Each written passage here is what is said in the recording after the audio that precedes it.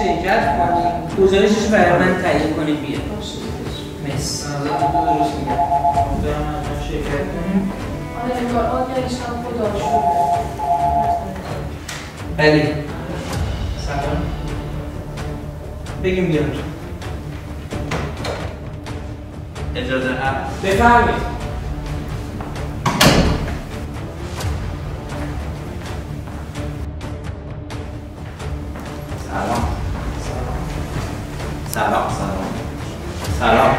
سلام.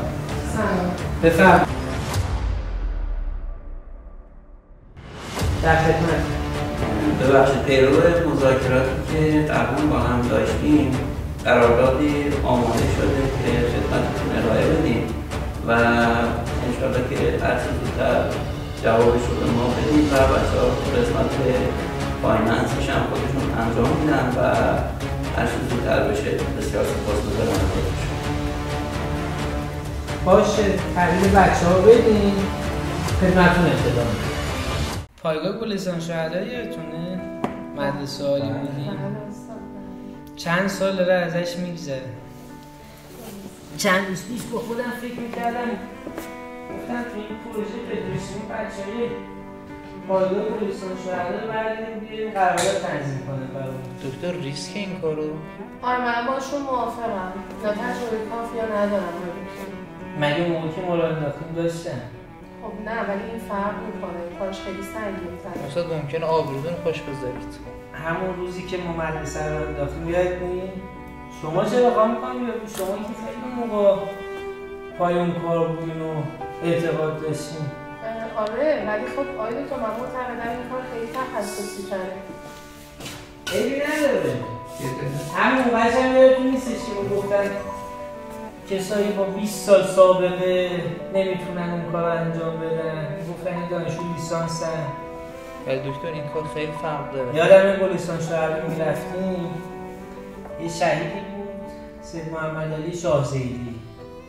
این بچه نوجوان بود و خودش رو قربانی کرده بود که یکی دیگر نجات بده. همیشه دست میکشیدن رو عکسش. غیرت میخواد کار کردن. این بچه ها که شب جمعه به جای اینکه دنبال خوشگذرونی برن میرن با میستن کمک به مردم میکنن، یعنی زندگی رو بهتر از ما میدن. دکتر بالا به ایراد میگیرن. عیبی نداره اگه آبرو قراره با این چیزا بره بذار بره. هر کم آبروش یه جور میخواد بره. حسین خان فاطمی وزیر خارجه دکتر مصدق به بابازرگی هم گفته بود که این مملکت تا نفت داره انگلیس‌ها دست از سرش بر نمی‌دارن.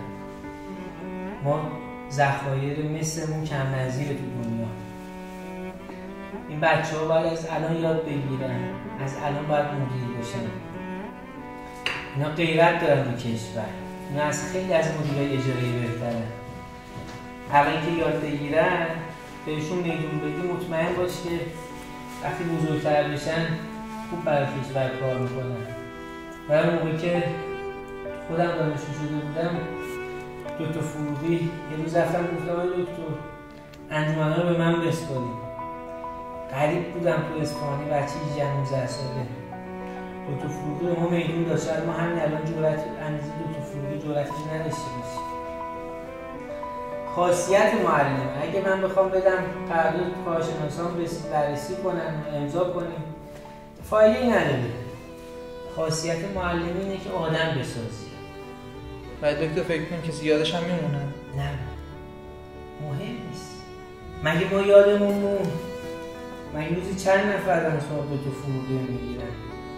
28 سال رئیس دانشگاه بود. این همه زحمت کشید، خونه دل خورد. قطعا ما یادشون نمیمونه. ولی شما واسه دلت زندگی میکنی. جلو وجدان خودت شرمنده نباید بشی. باید حس کنی هر کار میتونستی کردی. باید مانع معلم فکر کنی کار خودت رو انجام بدی. وگرنه فکر کنی آبرون میده. خب بری. چی کارم؟ من برم بودم. من که بنده این ویزا نیستم. قبلا هم نبودم. مگه همین حرفا سر مدرسه واری نمیزدن. آبرو دست خداست. با این چیزا نمیگه. نگران نباش.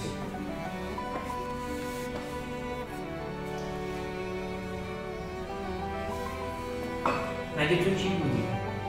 هم یه دانشجو بودی، همون مدرسه یادت میومدی استنی بستی با مثل دو بچه ها. حالا دیگه بزرگ شدی، مدیر شدی، یادت رفت. واسه شما خوب بود، واسه بقیه بده. نه عزیزم، اینا همون بچه ها، همون وقت غیرتی هم مطمئن باش از پس کار بهتر از بقیه بقیه. یه پنجشنبه هماهنگ کن بریم گلستان شهدا، دعوتشون کنیم بیان دفتر ما، دکتر نجفی زنگ بزنیم، بعد ما بریم دانشگاه ببینیم چی کار باشون میکنیم. ضرر نداره. من فکر میکنم که به خوبی انجام میدم انشاءالله.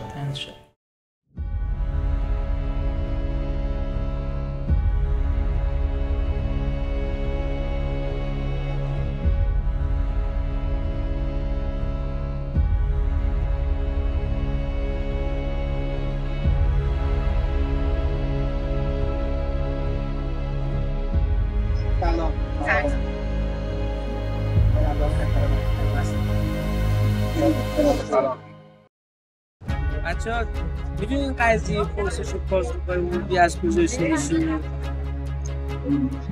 تولد امام رضا بود، خیابون چهارباغ. میگم پایگاه زدن پرسش و پاسخ عمومی. وکلا می‌اومدن، من گفتم چرا بچه‌های دانشجو این کار نکنن؟ بندی می‌کنی، بعد استادا میگن راهنماییشون کنن. حالا تو سطح شهر باشه دیگه، جایش بود. گشتیم رسیدیم به گلستان شهدا. خیلی هم اذیت شدیم، خیلی مخالف بودن، استعایی داشتیم. یه بار خیلی ناراحت بودم، فشار بود. اومدم اینجا، از درک اومدم گفتم ما که نمیخواستیم بیاییم اینجا، شما ما رو برداشتین آوردیم. خودتونم باید کار حفظ کنیم. ما جای مختلف شهر پایگاه داشتیم ولی همه‌شون تعطیل شدن، فقط پایگاه گلستان شهدا بود. یه بارم چند هفته بعدش خسته شده بودم دیگه، اومدم رو زدم اینجا، بعد دیدم که ما که رفتیم، ببخشید دیگه نشد که بشیم. رفتم خونه، چند هفته بعدش دیگه قسمتم نشد بیام، پایگاه بود، من نبودم. فهمودن که کار ما نبوده، ما خودمون آوردیم خودمون نگه داریم. باشی نباشی بچه‌های جوان باید بیان اینجا بشینن شب. خیلی ها داشتیم که بار اولشون بود میومدن، قسمتشون نشد. چیزی عجیبی. یه بارم گفتم که کمک کنیم کار بزرگ بشه. بعدش خیلی اتفاقای بزرگی تو مدرسه افتاد. قدر اینجا رو امشب اومد با علی عزیزیان بودم که یه سر بهتون بزنیم. بعدم یه پروژه دادیم، خواستم که دعوتتون کنم بچه هاتون رو برداریم توی شرکت ما. پروژه میخواییم سرمایه گذاری کنیم حوزه پتروشیمی. دلم میخواد این بچه ها بیان کارش انجام بدن. آقای شما خیلی به ما لطف کردید، ولی بعید می‌کنم بچه‌های ما بتونن از پس پروژه شما که واقعا پروژه سنگینی، یعنی چیزی که تو شما توضیح دادید پروژه سنگینی. اتفاقا همین نظرم دکترم گفتم، ولی خب دکتر اصرار داشتن که این کارو گروه شما انجام بدن.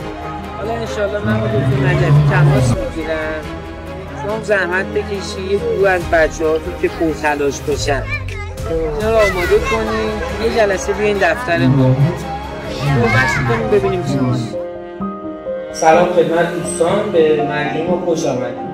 هلدینگ ما تصمیم گرفته که در حوزه پتروشیمی سرمایه‌گذاری کنیم با تمرکز بر محصول پلی‌پروپیلن و مطالعات اولیه‌اش انجام شده. یه سری مذاکرات انجام دادیم برای ساخت این مجموعه و از شما دعوت کردم و خواهش میکنم که زحمت بکشید ظرف مدت یک هفته مطالعات لازم رو انجام بدید، ببینید که اگر ما بخوایم پتروشیمی را بندازیم الزاماتمون چیست. حالا تمرکزتون بر مسائل حقوقی باشه لطفا. من به تیم مهندسی و تیم اقتصادی سپردم که با شما همکاری لازم رو انجام بدن. اطلاعاتی اگر نیازشی در اختیارتون قرار میدن. مسائل حقوقیش، قراردادیش و جنبه‌های اقتصادی که اشتراک داره با مسائل حقوقی رو خواهشاً ظرف یک هفته گزارش رو تهیه کنید. هفته بعد انشاءالله من دانشگاه میام پیشتون و اونجا جلسه خواهیم داشت که گزارش نهایی ازتون بگیرم. موفق باشید.